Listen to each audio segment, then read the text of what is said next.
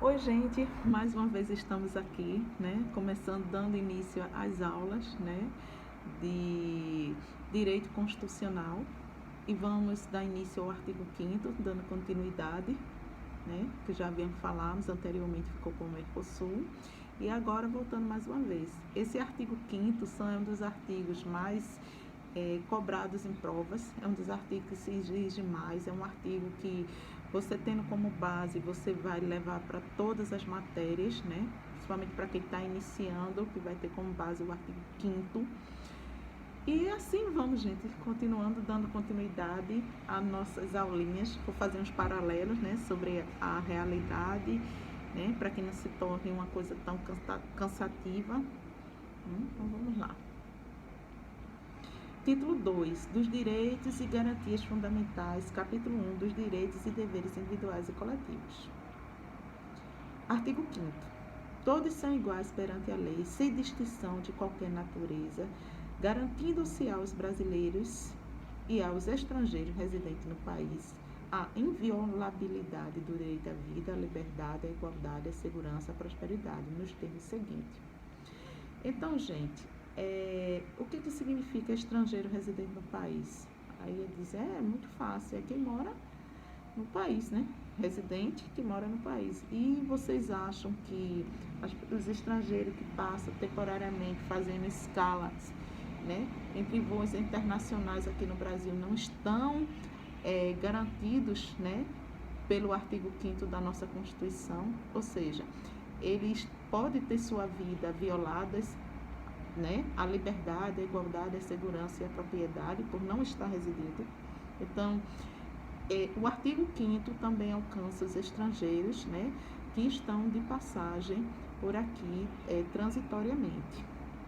Então, vamos para o artigo 1º.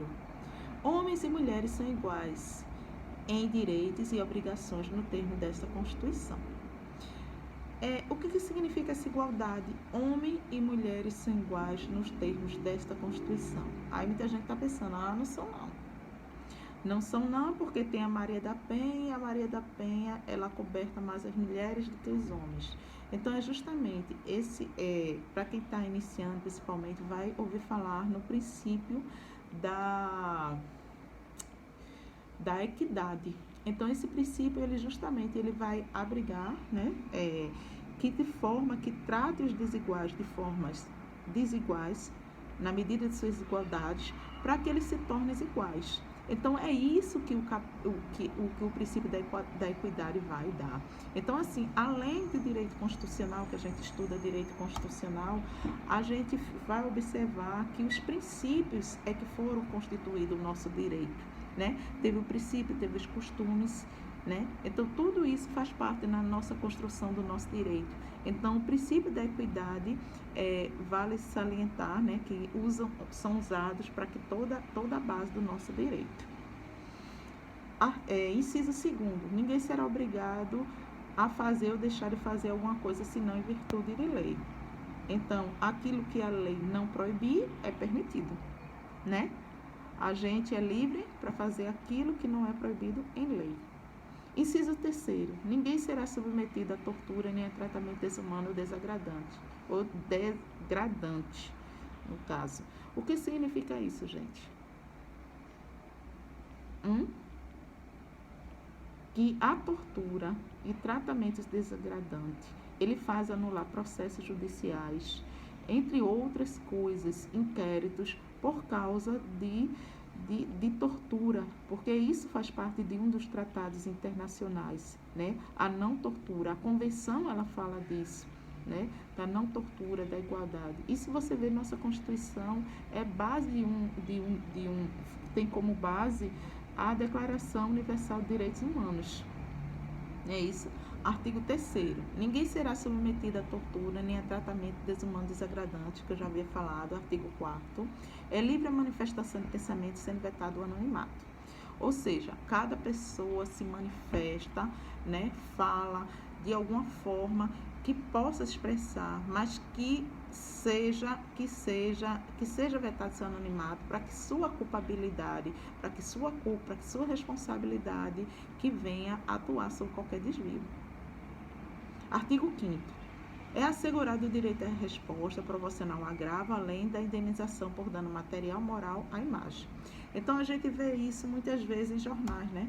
Que aquele parlamentar, um determinado político ou alguém pega aquela parte daquela imagem, né, para aquele espaço, para se defender de algo que foi atacado. Isso pode ser para qualquer pessoa. E diante até dos seus conselhos de classe, né? Se você foi agravado, né, você pode pedir uma indenização moral e tem oportunidade de se defender, de mostrar conforme proporcional ao seu agravo. Inciso 6º, é inviolável a liberdade de consciência, crença, sendo assegurado o exercício de cultos religiosos e a garantia na forma da lei, a proteção aos locais de culto e as liturgias.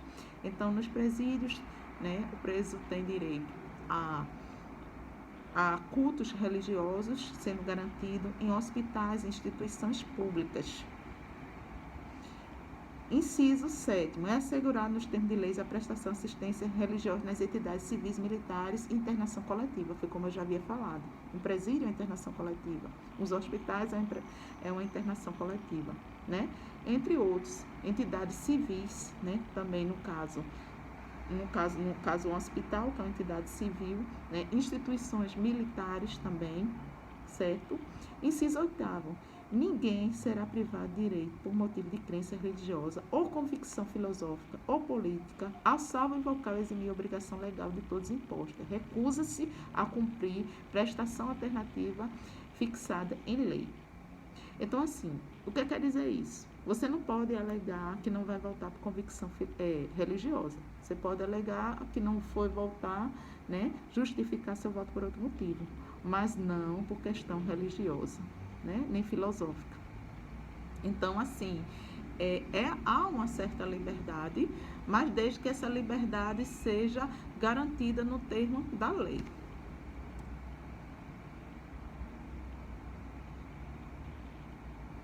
Inciso 9. É livre a expressão de atividades intelectuais, artísticas, científicas e de comunicação, independente de censura ou licença. Ou seja, você pode desempenhar atividade que assim o desejar e assim aquilo que a lei especificar. No caso de algumas instituições científicas, né, você só pode atuar depois que você tiver, por exemplo, no caso de uma pós-graduação em Direito, você só pode ser advogado se você passar na OAB. Né? Aquilo que a profissão e a lei exigir, mas a livre expressão é sua, né? No caso, você pode ser um pintor, você pode desenhar em várias áreas, você pode cantar, é livre, né? É um direito seu. Inciso 10. São invioláveis a intimidade, a vida privada, a honra, a imagem das pessoas, assegurando o direito à indenização pelo dano material, moral decorrente da sua violação. Então, as pessoas que se sentirem violadas na lei, na questão de ter seu direito violados, ele pode desenvolver suas atividades, direito à sua honra, ele pode recorrer com indenização material, moral, né? Porque houve sua honra violada. E não só que vem adiante, não só da pessoa, mas até dos seus mesmos. No caso de mortos, alguém, você pode recorrer e ter a sua honra garantida, né, do seu ente seu que não está mais vivo. Inciso 11. Esse aqui, gente, quem puder colocar, fazer circular ou grafar com marca-texto, ele é um dos mais caídos em concurso, em provas. Eu acho que todo mundo já ouviu falar nesse artigo 11. A casa é um asilo inviolável do indivíduo e ninguém nela, podendo penetrar sem o consentimento do morador, a salvo em caso de flagrante delito, desastre ou para prestar socorro, ou durante o dia por determinação judicial. Então, gente, cuidado, existem várias pegadinhas, né? A casa é um asilo inviolável, né? Você pode entrar para prestar socorro em qualquer horário. Então, assim, ela não especifica aqui, mas você tem que saber direitinho. Porque se é para prestar socorro, você pode entrar, né, em qualquer horário. Mas você só pode entrar durante o dia por determinação judicial. Então, o que é durante o dia? Então, você tem que saber o que é dia, certo? Dia a partir das 6 horas e noite a partir das 20 horas, juridicamente. Então, durante o dia, por determinação judicial, cuidado, é só prestar atenção. Vamos lá, vamos repetir. Inciso 11. A casa é um asilo inviolável do indivíduo, ninguém nela podendo penetrar sem o consentimento do morador, a salvo nos casos de flagrante delito e desastre, vírgula. Então, se ele não especifica, você pode entrar em qualquer horário, certo? Aí, para prestar socorro ou durante o dia, por determinação judicial. Durante o dia, por determinação judicial. Certo? Então, vai haver o que é casa, o que a gente entende por casa. É muito importante a gente saber o que é casa, né? Existe a casa do domicílio, né? Que existe o domicílio do advogado. Existe vários tipos de domicílio que a gente vai pegar uma aula específica para saber o que é casa exatamente, né? Porque o trabalho seu também corresponde como uma casa, como um domicílio. Então, a inviolabilidade do lar, daquele momento, daquela situação, no qual a lei garante isso, é uma prerrogativa das pessoas, certo? Inciso 12. É inviolável o sigilo da correspondência e das comunicações telégrafas de todos e das comunicações telefônicas, a salvo, nos últimos casos, por ordem judicial, nas hipóteses e na forma que a lei estabelecer, para o fim de investigação criminal ou instrução processual penal. Gente, outro inciso também que vocês devem marcar com marca-texto, colocar um pontinho, uma florzinha, como acharem melhor. Por quê? Veja, vamos prestar atenção, tudo é leitura. Você pode, candidato, perder uma questão por falta de atenção. Vamos lá. É inviolável o sigilo de correspondência das comunicações telégrafas e dados e das comunicações telefônicas, a salvo nos últimos casos. O que é salvo nos últimos casos? Comunicações telefônicas. Por ordem judicial, nas hipóteses na forma que a lei estabelecer para o fim de investigação criminal e instrução processual. Investigação criminal e instrução processual. Então, minha gente, tome muito socorro, muito cuidado, porque a banca pode colocar a salvo, não colocando em último caso por ordem judicial. Então, assim, você marcar uma questão dessa como certo, estando errado. É só comunicações telefônicas. Para os fins de investigação criminal, certo? E processual, penal. Ok? Instrução processual penal. Então, assim, observe como está a questão, tem que analisar item por item, uma vírgula, observar a função da vírgula, o que é que ela faz, o que é que ela tira, porque isso pode totalmente viabilizar uma questão, né? Então, assim, observe, leiam com bastante atenção na hora da prova, antes de fazer qualquer coisa, porque esses são os incisos mais cobrados do artigo 5º. Inciso 3º. 13º. É livre exercício de qualquer trabalho, ofício ou profissão, atendida às qualificações profissionais que a lei estabelecer. Não é como eu já havia falado. O trabalho e a profissão, a pessoa escolhe. O que ela tem que cumprir é aquilo que a lei determina, aquilo que a lei estabelece, né? Para desenvolver aquela profissão. Vamos lá para o inciso 4º. É assegurado a todos o acesso à informação, resguardado o sigilo da fonte quando necessário ao exercício profissional. Então, o profissional, ele tem aquela prerrogativa de resguardar o sigilo da fonte. Geralmente, jornalistas, eles fazem isso, resguardam o sigilo da fonte, né? Para que seja trabalhada essa parte do direito à informação. Inciso 15º. É livre a locomoção no território nacional em tempo de paz, podendo qualquer pessoa, nos termos da lei, nele penetrar, permanecer ou dela sair com seus bens. Gente, em tempos de paz. Cuidado, a qualquer tempo, a banca pode usar como pegadinha, a qualquer tempo. E o candidato desavisado, ele pode marcar em tempo de paz. Inciso 16º.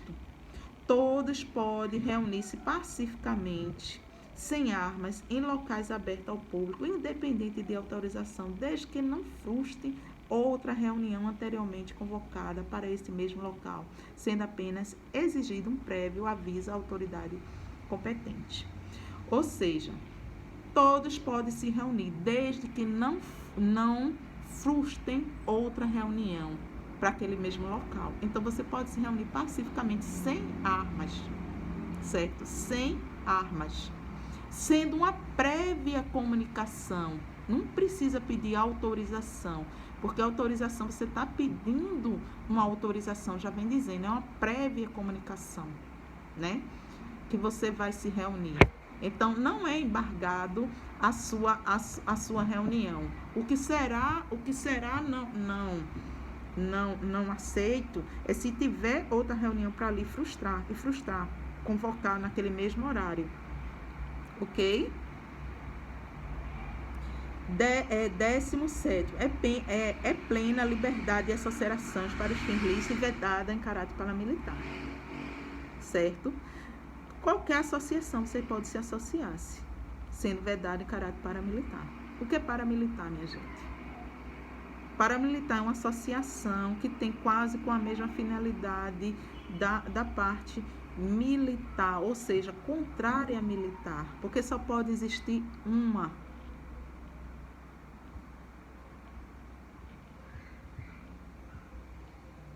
Décimo oitavo, a criação e associação na forma da lei nas cooperativas independe de autorização, sendo vetada a interferência estatal em seu funcionamento. A criação de associação, ela é livre. O que é vetado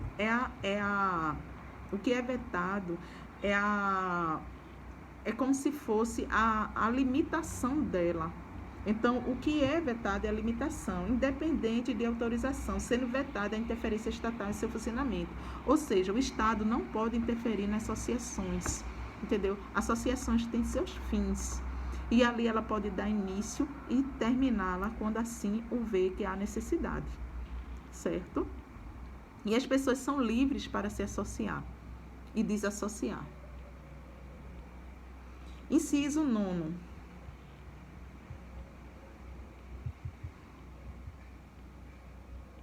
As associações só podem ser compulsoriamente dissolvidas ou ter suas atividades suspensas por decisão judicial, exigindo-se, no primeiro caso, o trânsito julgado. Gente, outra coisa também muito importante. Vamos colocar aqui um marca-texto. O que é que eles falam que as associações, ela pode ser suspensas? Primeiramente, ela fala em dissolvida, em segunda, suspensa, por determinação, a primeira por determinação judicial. Então, vamos repetir novamente para ficar bem fixo na nossa mente. Associações só poderão ser compulsoriamente dissolvidas, ou seja, suas atividades suspensas por decisão judicial, exigindo-se, o primeiro caso, o trânsito julgado. Então, gente, as associações, ela não pode ser compulsoriamente dissolvida, a não ser que assim os membros dela decidam, mas compulsoriamente dissolvida não, certo? E nem suspensa, a salvo por ordem judicial. E no primeiro caso, vamos voltar, gente, aí volta a atenção para o português, né? A diferença de um português, de uma boa leitura faz. O que vem em primeiro caso, minha gente? Em dissolvidas. Dissolvida, ela deixa de existir. Então, ela só pode ter depois do trânsito julgado, compulsoriamente depois do trânsito julgado. Preste atenção que o texto, ele pode ficar correto desde a forma como você escreve, porque vou ler novamente aqui para tirar todas as dúvidas para vocês. Como se fosse a banca, prepararia uma prova que o aluno desavisado cairia. Vamos lá. As associações só poderão ser compulsoriamente dissolvidas. Aí eu botaria assim: as associações só poderão ser compulsoriamente suspensas ou ter suas atividades dissolvidas por decisão do judicial. E o segundo caso, certo? E o segundo caso, depois de um trânsito julgado. Ou seja, o que é que eu mudei? Eu troquei a ordem. Então, se eu troco a ordem, o que era primeiro passa a ser segundo. E aí o candidato desavisado, ele pega. Minha gente, é só questão de português. Estudar direito é ler e saber interpretar. Uma boa interpretação faz muita diferença. Muita diferença na interpretação de português, né? Quem interpreta bem, que lê bem, provavelmente fará uma boa prova de direito, terá sucesso na carreira. Vamos lá. Ninguém poderá ser compelido a associar-se ou permanecer associado. Isso aí é autoexplicativo. 11º. As entidades associativas, quando expressamente autorizadas, têm legitimidade para representar seus filiados judicial e extrajudicialmente. Gente, quando expressamente autorizada. Então, se você não autorizar, nenhuma associação tem direito de lhe representar. Só com autorização. É expressamente autorizada. Então, você tem que se expressar. Certo? 12º. É garantido o direito de propriedade. Né? Ou seja, você pode comprar, alugar, vender, dar, o que tiver, é livre. Por isso que a gente vive numa democracia, né? Como sempre, né? Ainda tem gente que é contrário à democracia. Não sei como, consegue ver isso, né? Mas, como a gente também vive numa democracia, a gente tem que, como se diz, ser aceito, né? Aceitar da maneira como as pessoas veem as coisas e observar e ter até um certo respeito, né? Onde é que vai a opinião das pessoas, né? Mas eu particularmente eu vejo a democracia de uma forma muito boa para aqueles que sabem usar, né? Porque tem gente que também usa da democracia para manipular as pessoas, né? Também tem isso. Vamos lá.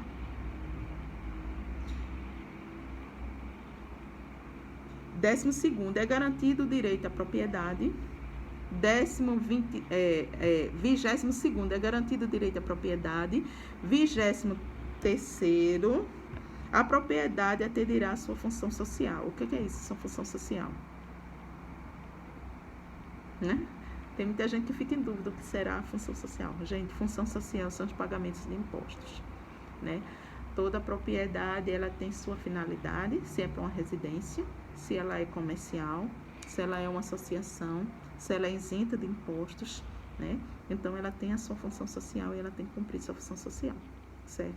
Tem uns que são isentas, né, de impostos ou finalidade pelo termo que a lei o estabelece, né? Aí a gente vai entrar em outra seara, como eu já havia falado, né, que os demais direitos se ramificam do direito constitucional. 24º, a lei estabelecerá o procedimento para o descobrir por necessidade ou utilidade pública a interesse social mediante justa e prévia indenização em dinheiro, ressalvados casos previstos nessa Constituição. A lei estabelecerá o procedimento para desapropriação. Gente, então assim, o que é que a gente vê? A gente já viu casos, né, principalmente quem mora em capital, desapropriações, né? Desapropriações para fazer viaduto, desapropriações para prédios. Então, assim, o que a entidade pública pode fazer? Ela vai analisar e ver, certo? Quanto é que vale aquele imóvel e haver uma indenização. Sendo que para isso tem que ser prévia, teoricamente justa, né? O que está escrito aqui é justo, mas prévia, né? Então, a gente tem que ver essa questão da Constituição, o que ela fala. Então, a gente vê muito essa questão de indenização, assim que a lei permitir.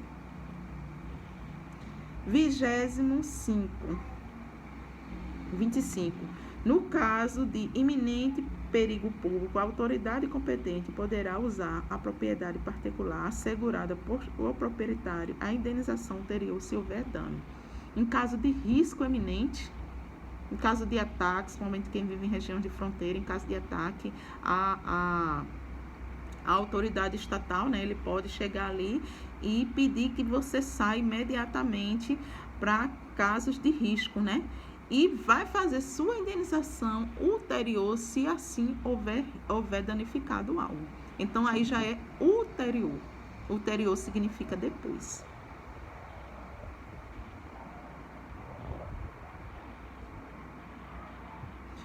vamos 26º. A pequena propriedade rural, assim definida em lei, desde que trabalhada pela família, não será objeto de penhora para pagamento de débitos decorrentes de sua atividade produtiva, dispondo a lei sobre os meios de financiar o seu desenvolvimento. Então, gente, aquela pequena propriedade rural, certo? Ela não será objeto para pagar dívidas, certo? Desde ficar provado que aquela propriedade é como meio de subsistência para aquela família, né? Então, assim, gente, como a Constituição, esse artigo 5º, ele é muito extenso, né? Ele vai até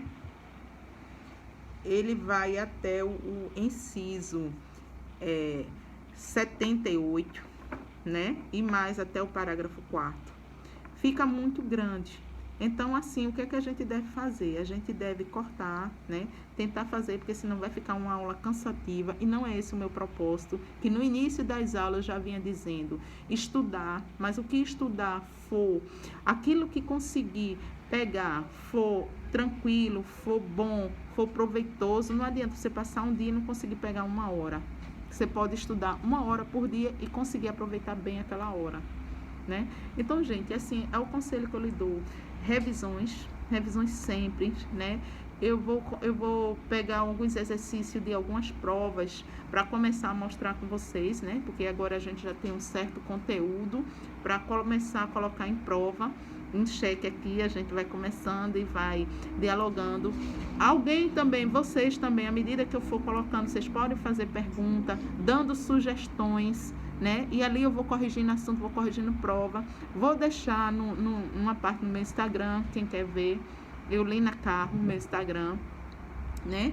E procurar no YouTube, minha gente. Quem gostou pode dar o like, pode ver direitinho. E vamos aí estudando, porque nesse período de pandemia o que a gente pode é um ajudar o outro, né? Isso, nós não estamos sós. Então, para vocês, um beijo, até o próximo, tchau!